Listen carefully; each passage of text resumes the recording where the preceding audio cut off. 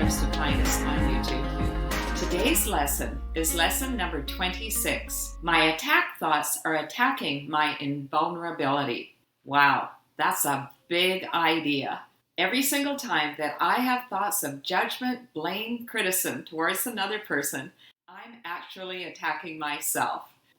When I learned that in A Course in Miracles, I started to pay a whole lot more attention to my attack thoughts and seriously committed myself to the practices of A Course in Miracles. Let's take a look at today's lesson. It is surely obvious that if you can be attacked, you are not invulnerable. You see attack as a real threat. That is because you believe that you can really attack. And what would have effects through you must also have effects on you. It is this law that will ultimately save you, but you are misusing it now. You must therefore learn how it can be used for your own best interests rather than against them. Let's talk about it. What would have effects through you must also have effects on you. It is this law that will ultimately save you. What this is telling us is that we need to be very careful about what we allow to stay in our minds. Of course, thoughts are going to come in and thoughts are going to come out. But if we're looking through the eyes of the world, if we're listening to the news, spending all of our time on social media, gossiping with our neighbors, our thoughts are going to be filled with attack thoughts. What's inside of us is what we project out. And because there's only one of us here, what we send out is what we also receive. It is this law that will ultimately save you. We have been talking about moving over to the side of love, accepting that we are pure energy. We are light, the energy of love. When we can accept this truth as who we truly are, then that is what we project out, and that's what comes back to us. That's why I'm always so happy. Let's read the next paragraph.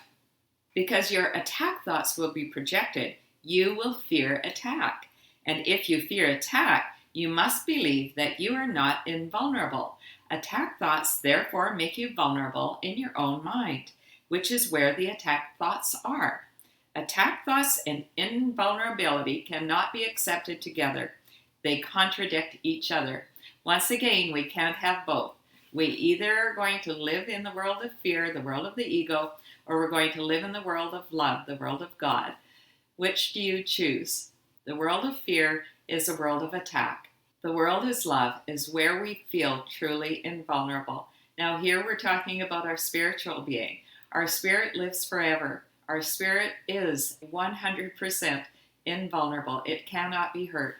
However, if we're worried about protecting our small I self, these bodies, we're always anxious, fearful of what's going to happen to us, then we feel absolutely vulnerable. We cannot help but project out that fear if that's where we live. Let's read on. The idea for today introduces the thought that you always attack yourself first. If attack thoughts must entail the belief that you are vulnerable, their effect is to weaken you in your own eyes. Thus, they have attacked your perception of yourself. And because you believe in them, you can no longer believe in yourself. A false image of yourself has come to take the place of what you are. This is the small s self, the self of the ego, or the capital S self, the self of God. The self that knows that we are part of all of creation and part of God. If we live in the small s self, we feel weak, we feel vulnerable, we feel afraid.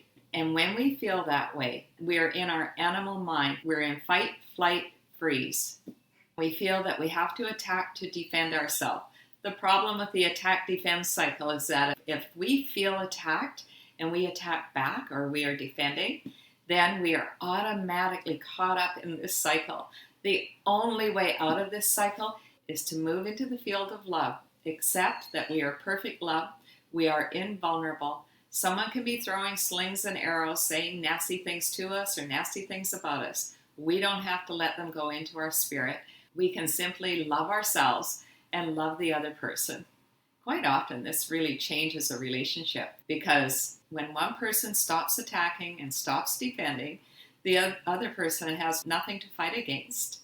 And quite often, they are encouraged to also move into a space of love. Let's read on. Practice with today's idea will help you to understand that vulnerability or invulnerability is the result of your own thoughts. Nothing except your thoughts can attack you. Nothing except your thoughts can make you think that you are vulnerable. And nothing except your thoughts can prove to you this is not so. Let's talk about it. The point is that when we learn to think with the mind of God, we project only love. When we accept that we are all one, we stop attacking ourselves and others. This is true invulnerability. Nothing can hurt us. Let's read about our practice for today. 6 practice periods are required in applying today's idea. A full 2 minutes should be attempted for each of them, although the time may be reduced to a minute if the discomfort is too great. Do not reduce it further. The practice period should begin with repeating the idea for today, then closing your eyes and reviewing the unresolved questions whose outcomes are causing you concern. The concern may take the form of depression, worry, anger, a sense of imposition, fear, foreboding, or preoccupation.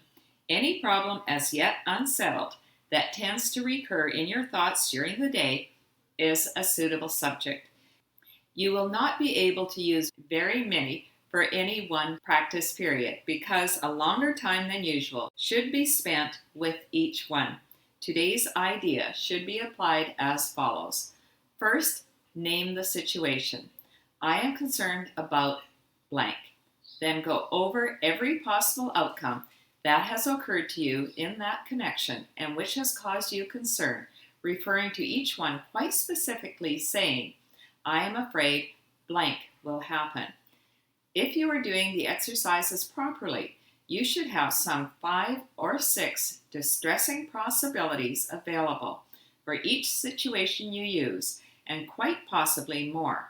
It is much more helpful to cover a few situations thoroughly than to touch on a larger number. As the list of anticipated outcomes for each situation continues, you will probably find some of them, especially those that occur to you toward the end, less acceptable to you. Try, however, to treat them all alike to whatever extent you can. After you have named each outcome of which you are afraid, tell yourself, that thought is an attack upon myself. Conclude each practice period by repeating today's idea to yourself once more. Let's go over these step by step. For today, we are asked to do 6 practice sessions, each 2 minutes. That's a total of 12 minutes for us to devote to our practice today. Do you think you can do that? The process is as follows. First, we repeat the idea. I am concerned about blank. Let's do that together. Think about something that you're concerned about. I have an example. I am concerned about so-and-so's drinking. Then we're asked to close our eyes. The first thing that we're asked to do is to repeat the idea for today. My attack thoughts are attacking my invulnerability. Let's do this together. My attack thoughts are attacking my invulnerability. The second thing we're asked to do is to close our eyes. So why don't you go ahead and do that? Just close your eyes. The third thing that we're asked to do is to review the unresolved difficulties whose outcomes are worrying you. Here it says that the concern may take the form of depression. Is there anything that you're depressed about? Worry. Is there anything that you're worried about? Anger.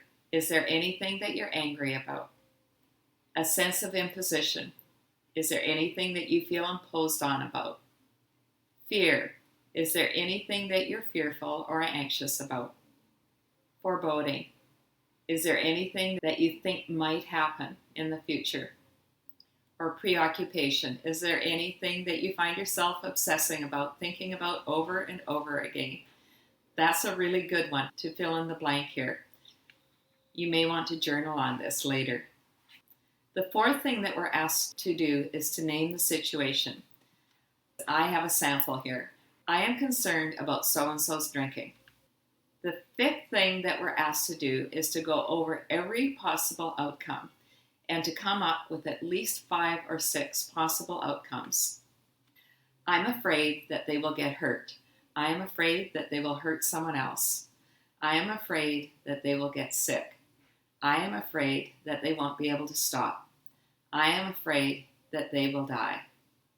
In this example, we are told to go for thoroughness over number. So for each of our 6 practice sessions, we might to just review one situation.